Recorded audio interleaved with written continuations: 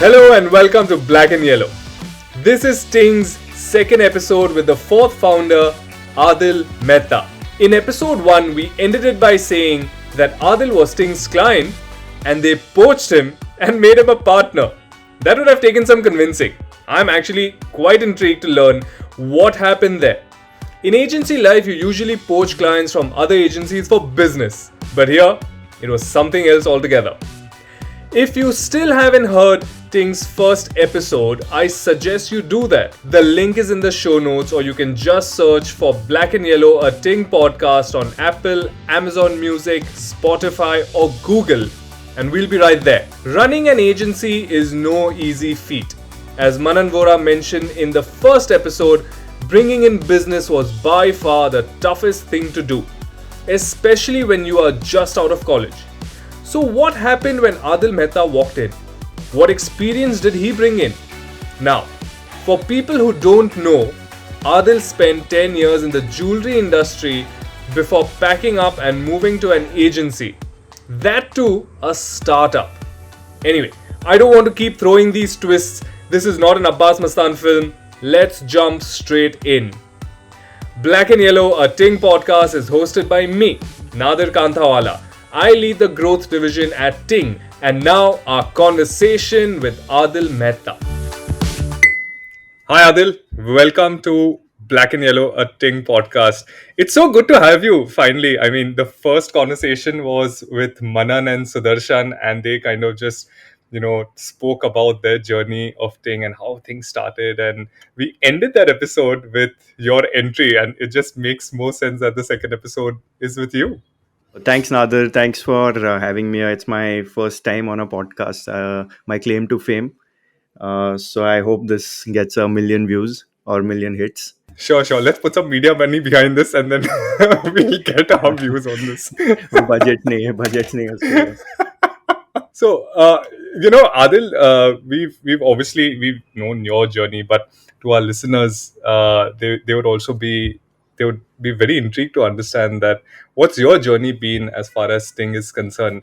Now, what I have noticed, right, it's been close to a year since I've been a part of Ting, and the first thing that I realized, which was very common between the both of us, is our career paths, right? Both of us quit something that we were very good at, and we completely shifted focus to something very, very different, right? You were in jewelry before you jumped over to agency life. So tell us, how did that transition happen? I'm pretty sure it's not something that happened on the fly. Yeah. Nadir, we all make illogical decisions in life. I think I've made several, but this probably is the most illogical decision I've made, right? Because I had a good thriving career in jewelry, so hardcore manufacturing, retail, luxury, and it spanned from age 17 till about 29, right? So that was 12 years. And within that, I had a stint with one company for about 9 years, and we built that company from scratch, and it ended up being Russia's largest fine jewelry company then. So for me, that career was thriving. It was a very interesting job because I could travel the world, meet very interesting people. uh, so to actually then think of Ting, I think it was very, very random, to be honest, illogical. I think my parents are still in disbelief that I actually made this move. A lot of my friends actually talked me against it. I myself was wondering whether it's a good decision. But I wouldn't. I think it's the best decision I've made. Right. So I don't think it was any one thing that really made this change. There were few things. One, I was close to the founders, and I was seeing the beginning of Ting's journey. So founders were definitely very, very critical in my decision, in the sense that it really made me gravitate towards Ting. And when I was seeing what they were doing, it seemed like something that could allow me to use my creative abilities as well. And at the time, frankly, I didn't know whether I had them or no. I always wished I had them. So this was my chance to sort of create tickle my creative bones. And the other was the opportunity to build something from ground zero yet again, right? So when we did that in our jewelry company, it was very fulfilling, and this seemed like another opportunity to do that. So it was just that stars aligned, and an illogical decision after 13 years, I think, makes a lot of sense. So today I can be all smart and tell you that it was always thought through, and this was always the plan, and I had thought this is how it will shape. But to be perfectly honest, I think even for the listeners, it's interesting. It's important for them to know that you know a lot of us founders actually never really have a roadmap, right? And we just figure it out through the journey. So yeah, I think that's how Ting happened for me. It's somewhat closely related to what I went through. Obviously, not from an entrepreneurial standpoint, but I always used to have this conversation with my production friends and people in television that यार मैं तो television जिंदगी में नहीं छोड़ूंगा because I'm so good at it, and the more the years I keep adding to it, I'll just keep getting better and better, and then after a point I'll be the undisputed leader, and boom, 2 years later I find myself out of that entire industry. But jewelry is something so far removed from this entire creative process, right? At least when you're shifting from one fraternity of media to another fraternity, it's not exactly a massive jump. You at least understand that things are more or less aligned. But this is a completely different industry, right? Jewelry works very differently. There's a lot of money. As you said, you've traveled multiple countries setting up everything, and then you sort of walked into Ting, where they took 6 months to decide to get an AC, and Yeah, yeah, yeah. you come in, and were you like, oh God, what have I got myself into? Is this a good move or not? Yeah, I mean, it's something that I really don't have an answer for, right? Because when I entered Ting, it was something that I had sort of anticipated, because I remember the office being smaller than the pantry of the previous office that I was working at. The fact that suddenly, from traveling international, I had to travel through local trains, go to Vidya Vihar, share a common toilet, have no idea what I'm doing, no idea about the industry, working with three very young, talented people. So everything seemed unusual, but I think that was the exciting part, right? Because not having that AC meaning that we had to earn it, and not having good chairs means we had to work harder to earn those. And even the first person that we hired after that, who's thankfully still with us, Viraj, it was such a big decision for us, right, to actually hire one person.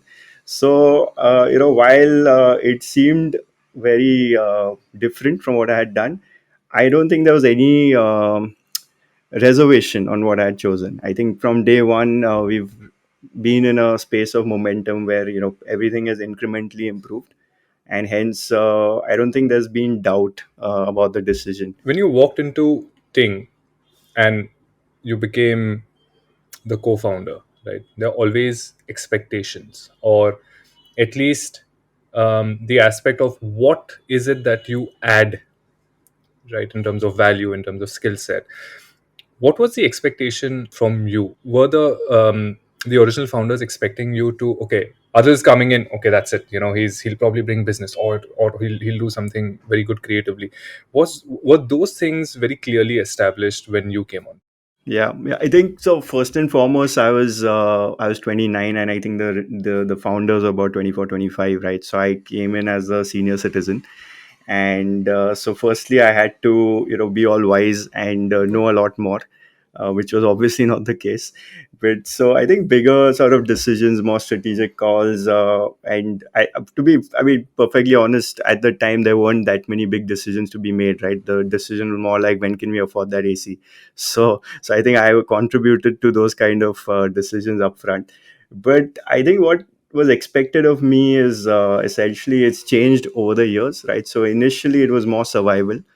So can we bring in a little bit more work, and then can we negotiate a little bit better? Can we have slightly smarter proposals going out? Can we have a conversation with a client who seemed big in their space?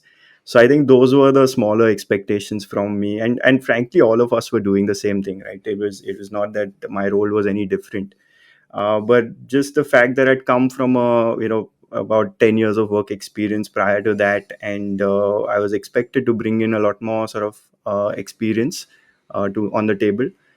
And I think that was essentially that. I think over the period from survival it became about growth. From growth now it's become more about what next, and how do you scale into a new orbit. and so the roles constantly changed.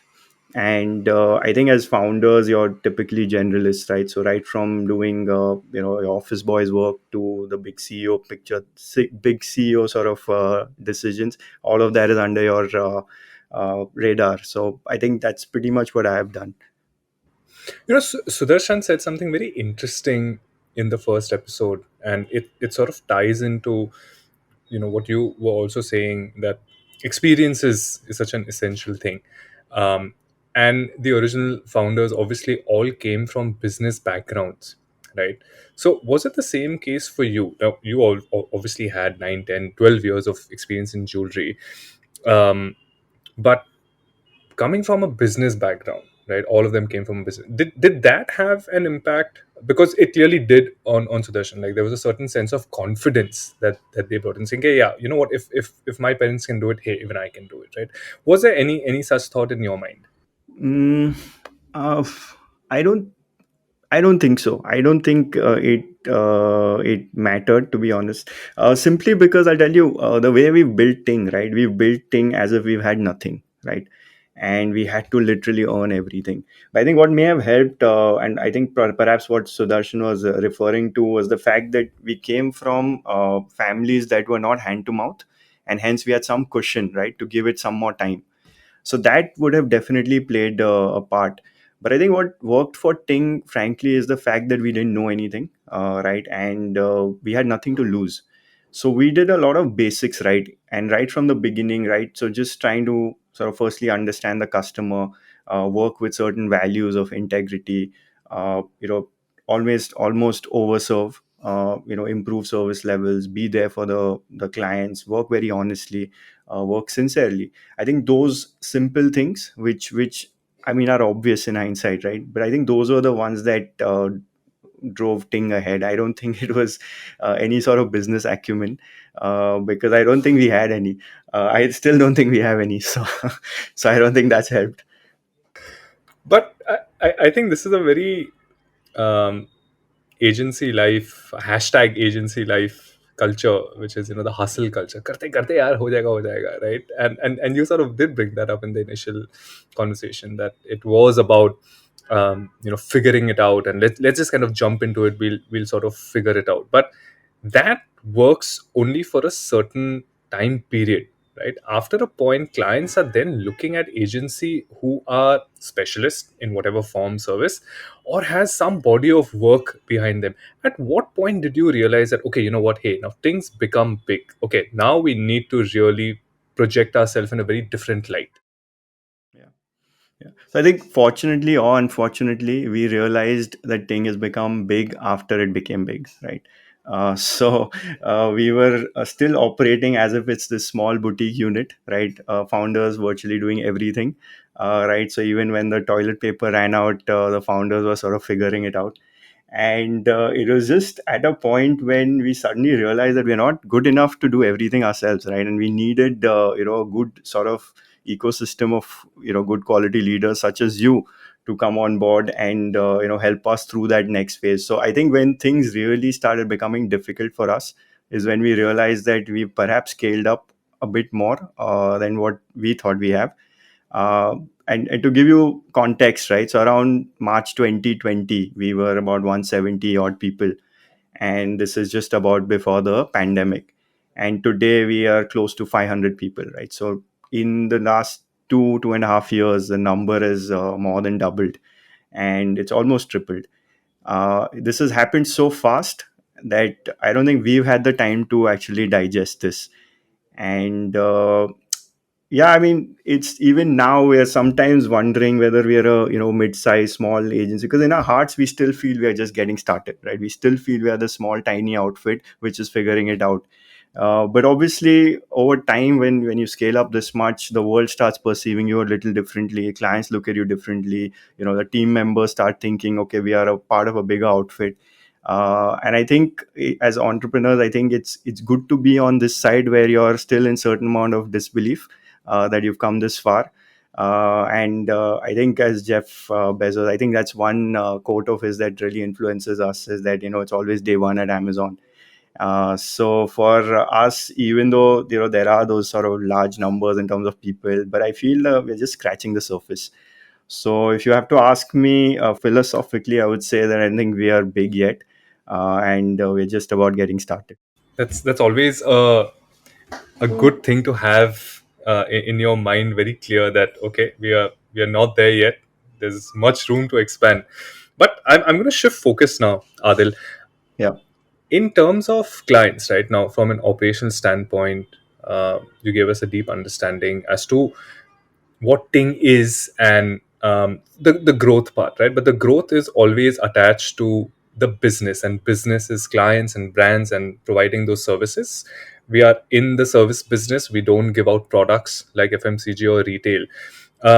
What were the client expectations when they started coming on board, and how did you then realize that okay, these are the challenges that certain clients are facing, and this is what we sort of want to provide in terms of services? Do you have any anecdotes, any experiences where it just hits you and says that okay, that will never happen again, or that can happen again? I was so proud of that. So client expectation at the beginning, I feel like I don't think they had any. Right, I think they were hiring us because sometimes they were looking at us and I think these guys deserve some work or they need some work. Let us give them some work. So sometimes I think we got work because we had innocent faces. But I think over a period of time, of course, now the expectations are there. So when now they're actually hiring us, not because of those innocent faces, but perhaps because we have a certain equity that we built over the years, and we people do know us outside of our own small little world, and hence they come in with certain sort of expectations. And I think the key for us at this point is to manage those expectations and perhaps even surpass that, because that's the first decade of Ting was all about surpassing expectations, right? So we were able to do that consistently and quite easily as well.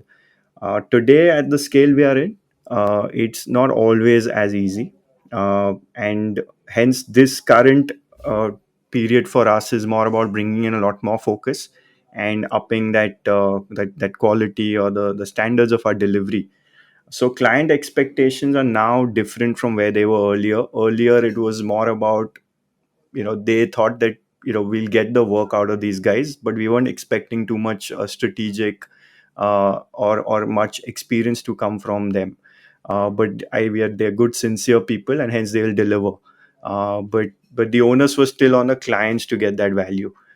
Today clients come with us thinking and knowing that we will help them solve strategic challenges, we will solve their problems, we will deliver things that they cannot think of or they cannot do it in house or they cannot do with their own experience. They look at us more as specialists, and that's the drastic sort of difference, right? So now we come in more as experts, and at the time earlier we were more sort of people who are coming upcoming. So we're more, so if you look at it in Bollywood context, you would probably have, say, an upcoming actor, and hence people are taking a chance. But once you've arrived and had those series of hits behind you, the weight of expectations is very different. So I think I don't want to compare us with a very big superstar or anything, but I'm thinking that in our own small little world, we feel like we come now with certain expectations. Any client um, work or the kind of conversations that happen probably then, and now obviously very different. There's clear division of labor at Ting.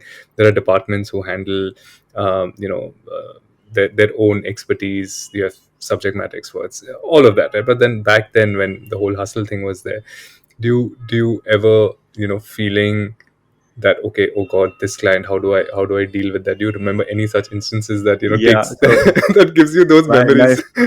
my favorite client is Smash, and it's backed by Shripal Morakia, who's one of, I would call him my mentor because I've learned a lot from him. And he's also been, I can say this on air now, I think he's also been one of the most difficult people I've been able to work with. I also say this to him, so I think he won't take offense. But in general, I think we aligned with Smash around 2012, which was their first center opening. And at the time we were about 7 8 people in our office, right? And just the fact that there was a Sachin Tendulkar element to it, where he was also a partner, got us really excited. So I remember when we got the pitch for Smash, we were like, wow, it's a Sachin Tendulkar brand, right? And so we went all out, right? We created this 70 80 slide deck, and I think we created everything possible in that, right from BTL ideas, ATL ideas, digital ideas. We actually executed a lot of that, right? So when they saw that deck, it almost felt like we were ready with the campaign, right? And then, as luck would have it, for the next 30 days they ghosted us. So we said, हाँ हमारा तो chance था ही नहीं वैसे भी, लेकिन at least we gave it a good shot. And then out of nowhere we got this call saying that, look, we guys have we've really liked your work and we want you guys to come on board. So that was like the initial sort of beginning, and then the journey began, right? So for the next 9 years, sorry, the next 7 years we were together, and Smash grew exponentially in that period, and so did Ting, right? In our own small way, we did grow as well. So it was a series of interactions with the founder, very very passionate, maverick founder, eccentric in his own way, who would challenge you almost every time, right? So you could be in the middle of the presentation and the brief would change then, right? Or it could be more like, we have a written brief, but the question would be, when did I even ask for this? And we've had so many such incidents. I won't really talk about any one, but I think through that entire journey, it's always been, managing expectations, but not just at a brand level, but also at a people level, right? We are managing people more than we are just managing the brand. So when you're managing certain accounts like Smash, which are so founder driven, I've started to think that you need to manage both, not just the brand but the founder as well. And all these successful founders, they come with their own sort of confidence and way of knowing how to do things, and often you need to align with that. So I think for me, Smash has been perhaps the most fulfilling experience, because it has been very difficult. We've grown. We are very grateful for them trusting us. I had some great relations in the process, particularly with the founder. And till date, I think I look up to him, and I look at that as an experience that sort of shaped my own personal future and subsequently even things, because it was such a good learning ground for us, right? So, and through this, I mean, we've interacted with hundreds of clients now, and each client or each brand comes in with their own sort of set of learnings, and all of them put together are now sort of close in our hearts, saying that, okay, we've learned something or the other from everyone. I would be accurate if I say that we've not had a bad client, which doesn't mean that we've not had bad debts or someone actually misleading or misguiding us. We've had that, but even those have been very important in our journey. Even those have sort of taught us of how to be today. So yeah, I don't know what the question was, but I just sort of wanted to talk about what I felt through this journey. No, I So think yeah. I think you've provided more than what I'd bargained for. In fact, through your conversation, it just takes me back to another thing, that starting small, you can't expect to bag global brands and MNCs, which we are now obviously bagging, thanks to the body of work, thanks to our culture, thanks to the kind of talent that we attract, right? But obviously it's a growing phase, right? So in fact, a lot of people in the market also know that Ting is extremely good at scaling startups, but at the same time they're also good at maintaining good brands and making sure that their digital offline journey, whatever it is at par with other brands. So this acute balance, right, that Ting creates of managing startups, but also ensuring that we have that massive scale to take on bigger brands as well. Where do you see, or rather, actually, my question would be that how did you manage to strike that balance? Yeah. So firstly, clever plugin, clever sales plugin, Nadir. I hope the listeners get this. But yeah, I mean, it's again, like I said, all of this is a journey, right? So initially, only founders or younger companies would trust us, and we had the opportunity to, work closely with them and build those businesses, right? So right from brands like Raw Pressery, which started from Cafe Zoe. and with Anuj Rakyan, the founder, then we worked on day zero, and literally for the next 5 6 years we worked very closely. We've worked with, say, Chennai FC, who again on day zero of their business, gave us that mandate, and today, 8 years later, we're still with them. We've worked with several such brands, several founders. Wellbeing Nutrition, again another favorite of ours, with Avnish Chabaria. Again on day zero, they gave us the mandate, and it's such a beautiful sort of story with them as well. But what happens is that it's these businesses where we worked very closely have created opportunities for us to do some good work, by virtue of which the portfolio has gotten stronger, right? So when we are actually now being considered by perhaps tier one or more national or international brands, when they're seeing our work, they're seeing the value that we brought, right? And I think that's where the transition has come in, right? And then you often, the way it works in our lives, and you would know this better than me, is that once you have one sort of more marquee name trusting you, then on that there will be a few more that will come in, right? And so now with people like Amazon, Reliance Jio, Nika, Vedanta, and all these big boys are sort of trusting us.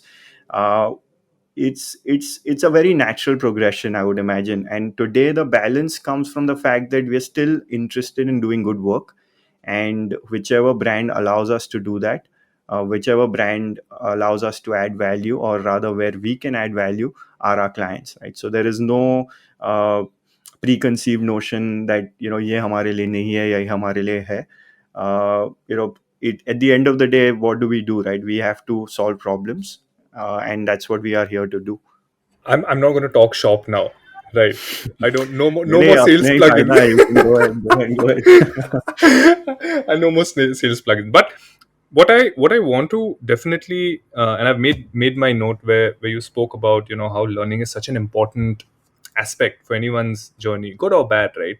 Um, there are certain principles that an individual or an entity sort of live by, right?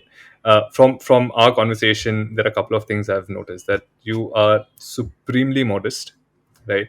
You are humble to the extent that you are almost underground, right? And that sort of does tend to pass on through, and that is why clients also, and people and talent, right, they tend to have a certain attraction towards a company like Ting. Apart from that, what are these principles and these virtues that you would want people to take away from Ting, even though they are here or they've moved on? Yeah, I mean, look, humility for me, I think I can't understand why anyone shouldn't be humble, because even I follow a lot of great leaders, a lot of big achievers, and I've always seen that the ones who do really well are the ones who are actually almost always grounded, and I think that is what helps them get there, right? So for us, I mean, it's not even fair to compare us with any of these greats, but I think humility is very, very first nature to us, right? But beyond all of that, again, very basic things, right? So one is integrity, right? So ample opportunities in our space to actually not behave with integrity. So integrity is something that comes very, very close to us. Empathy, again, is something that we feel we follow very closely. I think at times we perhaps even overdo, if there's something like overdoing empathy. But it's important for us, because our people are everything. It's in a literal sense. I look at being an entrepreneur, being one of the owners of Ting, as being a parent, and you have this large family of 500 odd people who need to be treated like they are your own, because they are your own, right? So it's a lot like parenting, where sometimes you're going to be strict about certain things, sometimes you're going to do be easy on certain things, but either way, your interest is in their growth. So for us, people are very, very important, and I think literally everything that we do is about people. Even when we win an account, it's celebration, not because of winning the account, but because now our people get to work on a more recognized brand, or it's that opportunity for us to do better. So that is very critical for us. And I think then, other than that, we have a few drivers that we worked on over the last few years, and we've always intuitively done it, but we've never really called it anything. but servant leadership is one thing that is very close to our hearts as well, because often, because you're always so used to being served, you forget that your role is to serve and not be served. And for us, servant leadership is something that's critical, because it allows the apex and all the higher uh, the managers to sort of serve people who are reporting to them. So I think servant leadership is another very critical driver for us, and it's something that we're truly trying to internalize. Right, sometimes we may not always be true to it, but largely we are. There's another driver which we've sort of borrowed from Simon Sinek. It's called the infinite game, right? So we don't look at Ting as a company that's going to last another couple of years, or it's about this quarter, about this month. We're truly trying to build an institution which can stand alone and get tested through time. And hence, the approach is more about what can we do today that will help tomorrow and in years to come. So a lot of our decisions that we make sometimes seem a little uh, I- they seem like we're paying a price in the near term, but eventually the idea is that will they help us in the long run, and that's the way in which we make decisions. So a few things like that, and then again, growth and learning is very important to us. We feel that we need to constantly learn and grow, not just for ourselves but also for our clients, also for the longevity of the business, also so that we are always able to add more value, also that we feel good about ourselves having learned new things and grown in the process. So that's another thing that we sort of really are we put a lot of value to. uh, but I think above all of this, I think it goes back to the point I started with, which is about people, right? So I think one staggering statistic that I heard a few years ago was that 87% of the people that go to work detest their work. And think about it this way, right? If you start you we work about 40 years of your life, and you're spending close to 10 to 12 hours of work every day at work, which means that most of your adult life you're actually working.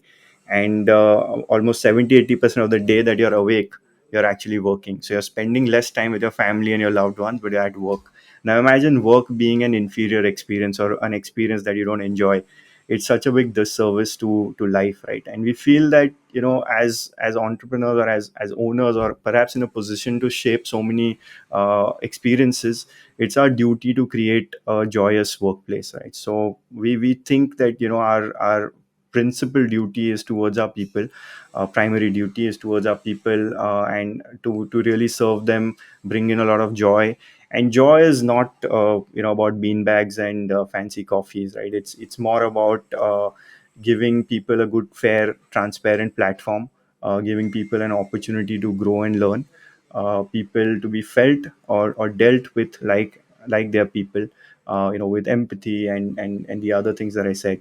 So that is something that's very close to our heart. So I think at a philosophical level, it's simple that we want to give. We don't want to be takers, we want to be givers, and we want to do that in every walk of our life. Adla, I think that's so well put. You clearly are the voice of reason. You have the voice of reason. I don't see any reason why people or even clients should be rejecting you, especially when you enter that meeting. But I get it. Like, I understand now the whole long term aspect that you spoke of. That thing is not here just for a couple of years, because the foundation that you just spoke of seems so strong, because the foundation of any service business is built on people, and you have clearly highlighted that you've prioritized it. Ting has prioritized it. So I totally see that.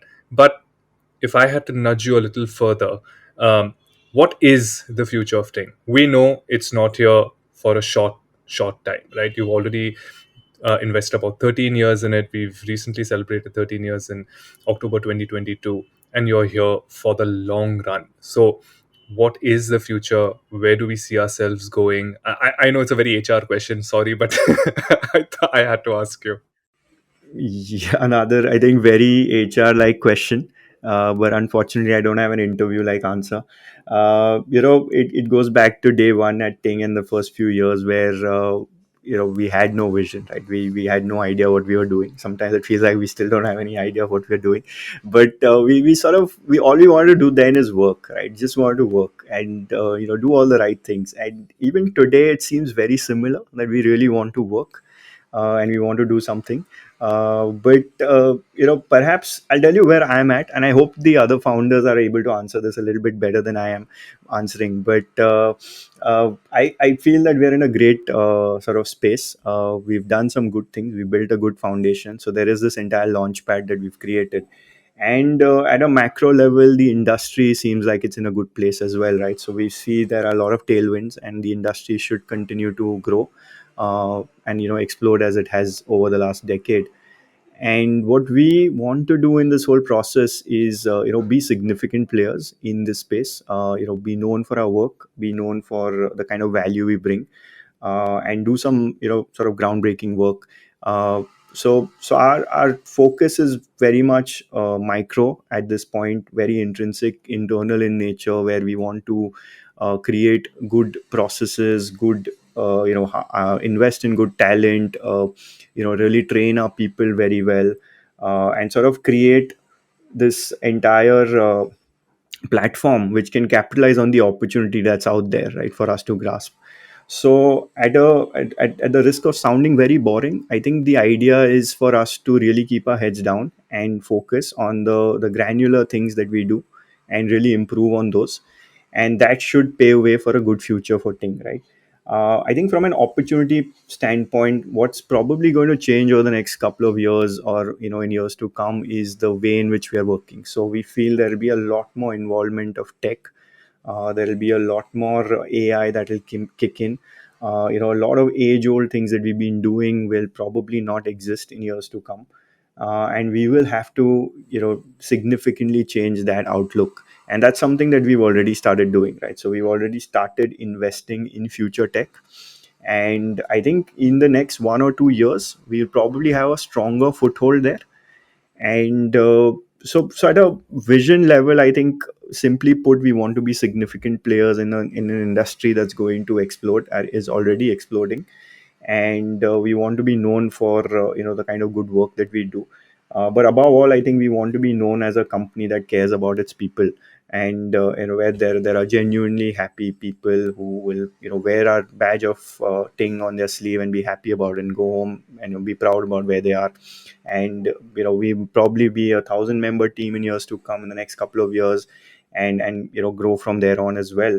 So what really is exciting is the fact that there will be 1,000 of us tinging together, and putting out some great work, and creating a small little dent in this space, which is very exciting. So I don't have a very intellectual answer for this. I don't have a very interview like answer, but this is something that we strongly think, and I think over a period of time, even our investors, right? So I think Rupen Javeri is one of our investors, along with Saurabh and Milan, and these are very successful business people.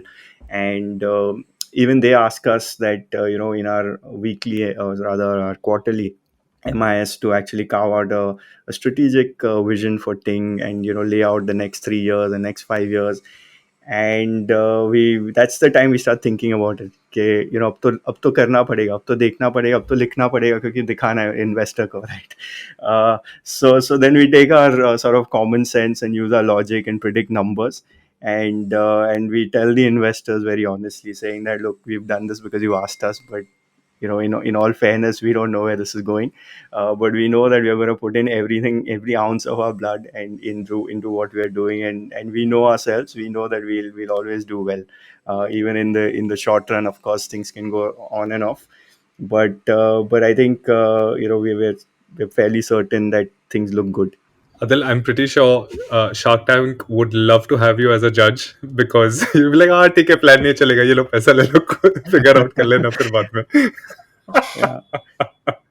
But Adil, thanks so much. This was so much fun. Got a sort of a balcony view understanding of your journey with Ting, and I like the aspect that okay, let's keep going, we'll figure things out. It's which is very different from this whole Bombaya chalta hai yaar karte kuch, right? But it's almost like, we'll get on with it, and then we'll sort of figure along the way, and we'll get into our learnings, we'll see what is good, what is bad, come back, make mistakes, and then hopefully not repeat those. So I like that attitude. I also sort of live by it personally, and professionally, of course. So it was good to have somebody else echoing your thoughts. And once again, thanks, Adil. This was a lot of fun, and I'm going to definitely invite you for another couple of episodes. That's for sure.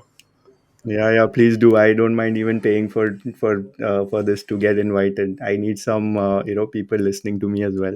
Clearly, no one in the team does, so this might be my chance.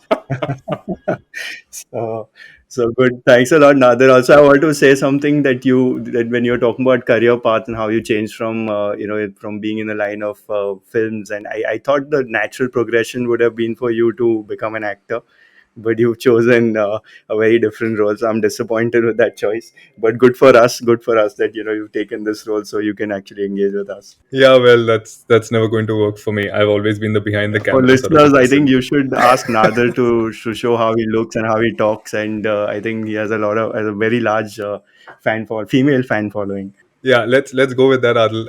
I'll believe you till I see it for myself. But but thanks a lot, Adil. That was Okay, great. Appreciate your thank you. time, and Yeah. yeah, hopefully next episode. All right. Thanks a lot. Well, that was Aadil Mehta. Very strong philosophy, clear vision on what agency life is all about today.